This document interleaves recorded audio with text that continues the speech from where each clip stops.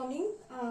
মোটামুটি যারা জয়েন করেছেন তাদেরকে নিয়ে তাহলে শুরু করে দিচ্ছি আজকে। হ্যাঁ, আমাদের বেসিক্যালি ইকোলজির যে পোর্শনগুলো হয়ে গেছে তার থেকে খুব মাইনর দুটো পোর্শন বাকি আছে।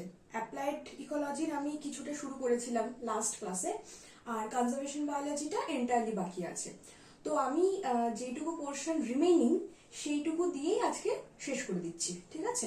তো পরের দিন থেকে আমরা ইভলিউশন শুরু করব, বাট প্রায়ার টু দ্যাট আমি যেটা বলবো যে যেহেতু একটা নতুন পোর্শন শুরু হচ্ছে, তো ইকোলজি রিলেটেড যদি কোনো কোয়ারিজ থাকে এই সপ্তাহের মধ্যে একটু ক্ল্যারিফাই করে নিলে ব্যাপারটা সিস্টেমেটিক থাকবে। ওকে, তো ইকোলজি বাই অল মিনস আজকে শেষ হয়ে যাচ্ছে বিকজ খুব ন্যারো পোর্শন বাকি। তারপর নেক্সট উইকে আমি ইভলিউশন শুরু করবার আগে এই মাঝখানের সপ্তাহটাই রিগার্ডিং ইকোলজি যা যা ক্ল্যারিফিকেশনস আছে সেগুলো করে নিতে হবে। তো সেটা আমার জন্য সুবিধা হবে বিকজ তারপর ইভলিউশনে ঢুকে গেলে মানে কামিং ব্যাক টু ইকোলজি মানে সেটা একটু হ্যাফাজট হয়ে যাবে। এনিওয়েজ আমরা ইন্টারডিসিপ্লিনারি কাজগুলো তো পড়াশোনা করবোই, বাট সিস্টেমেটিক্যালি শুরুর দিকে করব। ওকে, সো ইকোলজির যে পোর্শনটা আমি আজকে শুরু করব সেটা হচ্ছে অ্যাপ্লাইড ইকোলজি, বায়োডাইভার্সিটি এবং তার কনজারভেশন, এই পোর্শনটা। তো রিলেটিভলি এটা অনেকটা লাইট একটা কন্টেন্ট পোর্শন। হ্যাঁ, কিছু বলবে? বলো নি।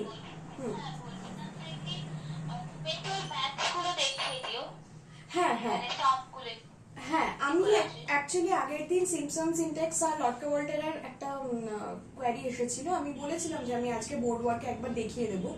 সো বেসিক্যালি আমি ব্যাপারটা রিপিট করে দিই যে একদম যে পুরো ম্যাথামেটিক্যাল ওয়েতে জিনিসগুলো সলভ করে কি বলবো সলভ করতে হবে এইরকম কিন্তু ব্যাপারটা নয়। ওকে, সো যতটা দরকার আমি নিশ্চয় বলে দিচ্ছি, বাট তার বেশি করে নিজের মানে বার্ডেন বাড়ানোর প্রয়োজন নেই।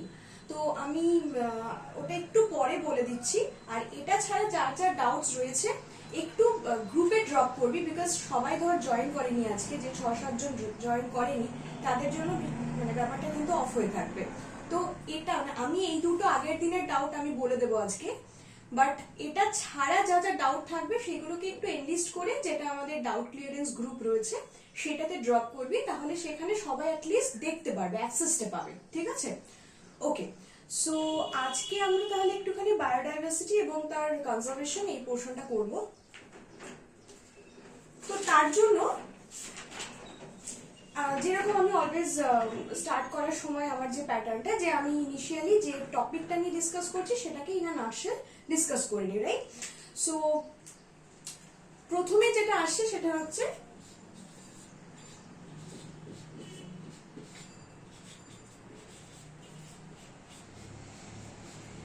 সো বায়োডাইভার্সিটি মানে as a matter of fact যে পার্টিকুলার টাইটেলটা রয়েছে সেটা যেভাবে সাজেস্ট করছে যে it is a diversity of the bias. So bias বলতে লিভিং ওয়ার্ল্ডকে আমরা বোঝাচ্ছি, তো দ্যাট ইনক্লুডস বোথ ফনাল এবং ফ্লোরাল ওয়ার্ল্ড।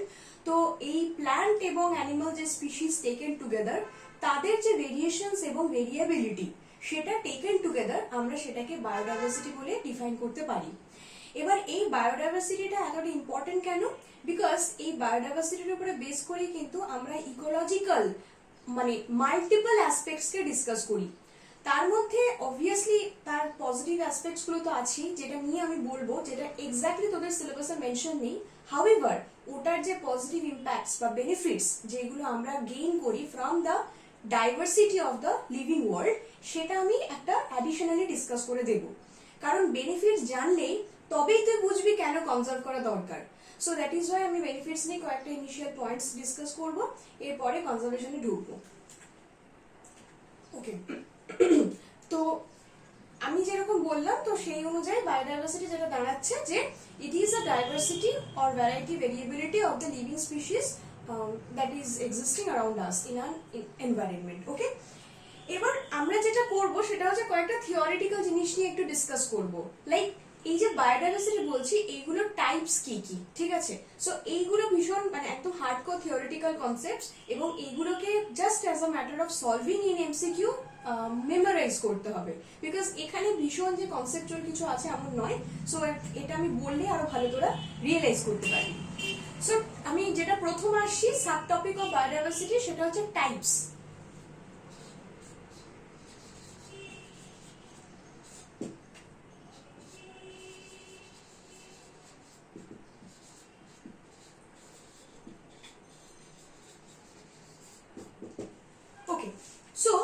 জেনেটিক বায়োডাইভার্সিটি জিনিসটা কোন পার্টিকুলার প্যারামিটারের ভেরিয়েবিলিটিটাকে কনসিডার করছে, দ্যাট ইজ জিন। ওকে, so genetic biodiversity is based upon the variations or variability in the gene content of a particular habitat. ঠিক আছে, তাহলে একটা ইকোসিস্টেম অর আ হ্যাবিটেট তার মধ্যে যে ভেরিয়েশনস অফ জিনস রয়েছে সেই জিনিসটাকে আমরা কনসিডার করতে পারি অ্যাজ আ টোটাল এন্টিটি, সেটা হচ্ছে জেনেটিক বায়োডাইভার্সিটি। সেই পার্টিকুলার ডাইভার্সিটিটাকে আমরা অ্যালিল বায়োডাইভার্সিটিও বলতে পারি, বিকজ উই নো যে alleles are alternative forms of a particular gene. তো সেই ব্যাপারটাকে আমরা কনসিডার করতে পারি।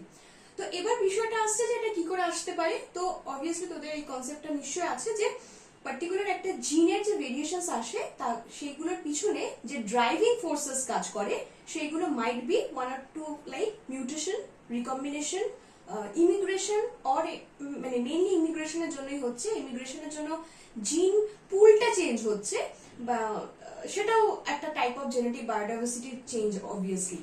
তো এই যে বিভিন্ন ড্রাইভিং ফোর্সেস আছে সেইগুলোকে taken together to sum up, সেইগুলো কজ করছে এরকম একটা জেনেটিক বায়োডাইভার্সিটি। ওকে, তো এটার পরে যেটা আসছে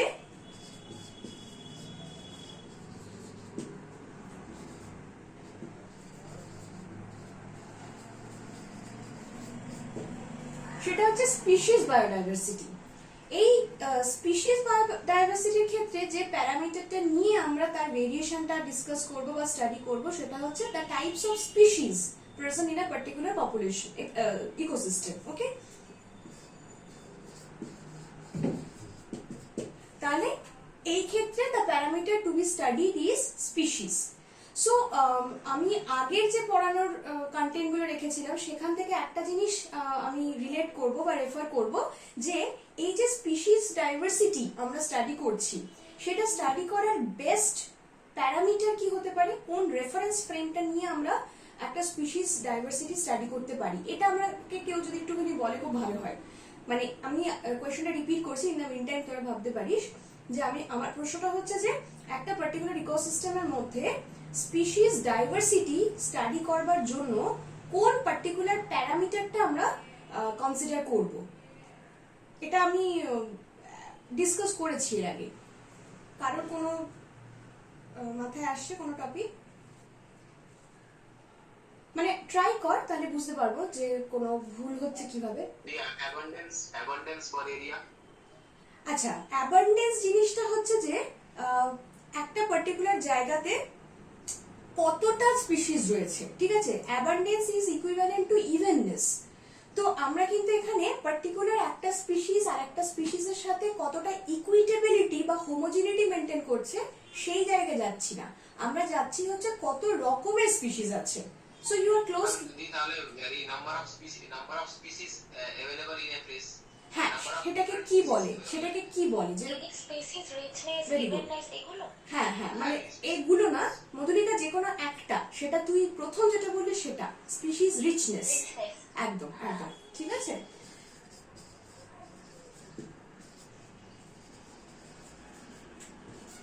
তাহলে species richness is the measure. Okay, তাহলে we can measure species diversity by species richness.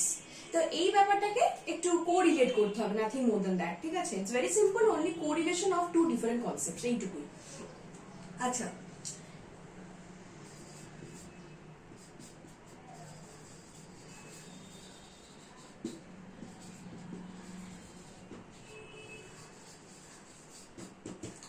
Third হচ্ছে ecosystem biodiversity.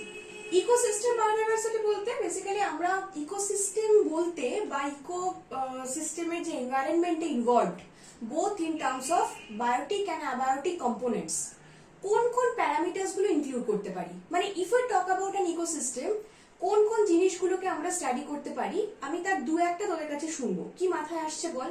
when you talk about ecosystem, তুই পার্টিকুলারলি কোন জিনিসগুলো স্টাডি করা দিয়ে শুরু করবি?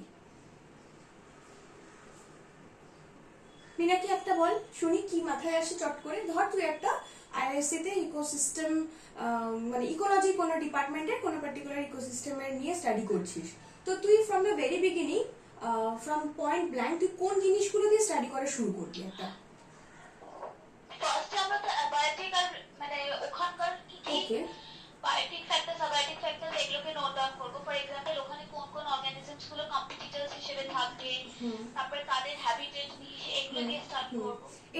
বলে? কোনটা? এই তুই যে বললি যে একটা পার্টিকুলার জায়গার তার কি কি কম্পোনেন্টস আছে সেগুলো স্টাডি করব, এটাকে ইকোসিস্টেমের ভাষায় কি বলে? স্ট্রাকচার বলে, একদম স্ট্রাকচার বা কম্পোজিশন, ঠিক আছে? তো আচ্ছা, এটা ছাড়া আর কি তুই যখন বায়োটিক কম্পোনেন্টস গুলো স্টাডি করছিস, অর্থাৎ কিনা তার স্ট্রাকচারটা দেখছিস, সেই ইকোসিস্টেমের স্ট্রাকচারটা স্টাডি করার পর নেক্সট কোন পয়েন্টে যাবি? মানে আর কি কি পয়েন্ট আছে স্টাডি করার? অন্যরাও ভাব, বলতে পারিস একটা দুটো।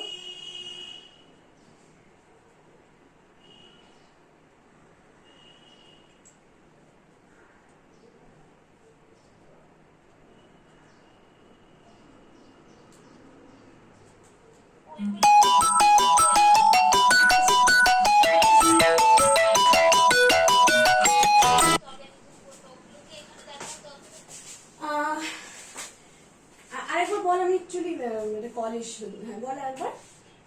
মানে আমার মনে হচ্ছে না এটা হবে, কারণ কিনা তোমার ইকোসিস্টেম যখন দেখছি তখন তো তার মানে ওটা মানে স্টেবল হয়েছে বলেই আমরা সেটাকে স্টাডি হ্যাঁ, করছি, হ্যাঁ। তারপরে সেই ক্ষেত্রে তো ক্লাইম্যাক্স অর্গানিজম কিংবা শুধু ক্লাইম্যাক্স অর্গানিজমটাকেই পাবো, তার আগের অর্গানিজমগুলোকে তো আমরা দেখবো না। হ্যাঁ, এইবার দেখ ব্যাপারটা হচ্ছে, তার মানে সেটাকে আমরা কি বলতে পারি? ইকোলজিক্যাল সাকসেশন, ঠিক আছে? তাহলে ইকোলজিক্যাল সাকসেশনটাও আমরা কনসিডার করতে পারি, কিন্তু আরেকটু বেসিক লেভেলে আর কি কি আছে, যেরকম ধর ট্রফিক লেভেল, ঠিক আছে? আমরা ট্রফিক লেভেলস গুলো দেখবো। হ্যাঁ, আমরা সাকসেশনও তো অবশ্যই দেখবো, কিন্তু সাকসেশনটা হচ্ছে আরেকটু বেশি ইন্ট্রিকেট একটা জব, ঠিক আছে? কারণ তার জন্য আমার অনেকটা বেশি, মানে সাকসেশন তো একটা খুব শর্ট টার্ম কাজ নয়, it's a very long term work. তো সেই পুরো ব্যাপারটা স্টাডি করতে গেলে, মানে কারেন্টলি এটা কোন স্টেজে রয়েছে সেটা স্টাডি করতে গেলে you have to date back to a lot of stages, মানে অনেকটা পিছনে গিয়ে তোকে স্টাডি করা শুরু করতে হবে রেকর্ডস এর উপর বেস করে। বাট কারেন্টলি যে অ্যাভেলেবল ইনফরমেশনস গুলো রয়েছে তার উপরে ভিত্তি করে তুই ট্রফিক লেভেলস দেখতে পারিস, তার হ্যাবিটেট স্ট্রাকচার দেখতে পারিস, যে কত রকমের হ্যাবিটেট রয়েছে, তার নিশ কিরকম স্ট্রাকচারে রয়েছে বা তার ডিফারেন্সিয়েশন হয়েছে কিনা, সেই জিনিসগুলো স্টাডি করতে পারিস। সো অতএব ইকোসিস্টেমের মধ্যে এই কম্পোনেন্ট গুলো কিন্তু কনসিডারেশন হতে পারে, ঠিক আছে? So just as a matter of fact এই জিনিসগুলো আমি বলে রাখলাম। তুই ফুড চেইন স্টাডি করতে পারিস, আর ফুড চেইন স্টাডি করা মানেই অবভিয়াসলি সেখান থেকে চলে আসছে ফুড ওয়েভের কনসেপ্ট। তো food chain, food web, trophic levels, habitat structure, entire ইকোসিস্টেমের যে কম্পোজিশন বা স্ট্রাকচার টেকেন টুগেদার একটা ইকোসিস্টেম বায়োডাইভার্সিটির ব্যাপারে তুই একটা বড় নলেজ গেইন করতে পারবি। ওকে, সো যত রকমের মানে হ্যাবিটেটস, মানে আমি জাস্ট একটা অ্যাজ অ্যান এক্সাম্পল বলছি, আমি যদি হ্যাবিটেট কম্পোনেন্টটাকে ধরে নিই, প্যারামিটারটাকে, তাহলে যত রকমের হ্যাবিটেট ইউটিলাইজ করবে এক একটা স্পিসিস, তত রকমের কিন্তু ডাইভার্সিটি, মানে তত হায়ার দ্য ডাইভার্সিটি। এইভাবে আমরা একটা ইকোসিস্টেম ডাইভার্সিটিকে মেজার করে থাকি, ঠিক যেমন ভাবে স্পিসিস রিচনেস দি ডাইভার্সিটি মেজার করছে,